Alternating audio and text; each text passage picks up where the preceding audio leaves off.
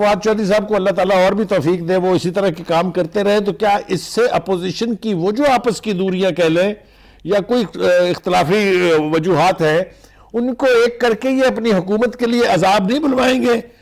کیونکہ ان کی حکومت تو بہت ولنریبل حکومت ہے، 20 ایم این اے ادھر کر دیں ادھر کر دیں، ادھر سے پنجاب سے 20 ایم پی اے ادھر کر دیں ادھر کر دیں، اور پھر سینٹ سے اگر آپ اکٹھے ہو جائیں تو کچھ پاس ہی نہیں ہوگا۔ یہ صورتحال کا کیا خیال ہے؟ عمران خان صاحب کو ادراک نہیں ہے؟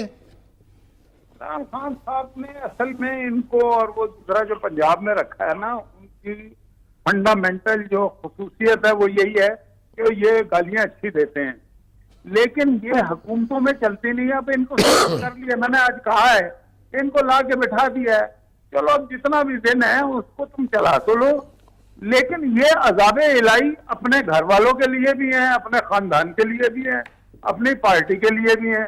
اور آپ دیکھیے گا جس تیزی کے ساتھ یہ اس پارٹی کی اور حکومت کی ایسی تیسی کریں گے، اس کی ماضی میں کہیں آپ کو مثال ہی نہیں ملے گی۔ اچھا یہ بتائیے کہ اب چونکہ بلاول صاحب بھی اس پہ سخت بولے، میں سو بھی کروں گا، یہ بھی پوچھیں آپ۔ اچھا ہاں، یہ صرف بہار صاحب کہہ رہے ہیں کہ آپ نے کہا کہ ان کو عدالت میں بھی لے کے جائیں گے آپ؟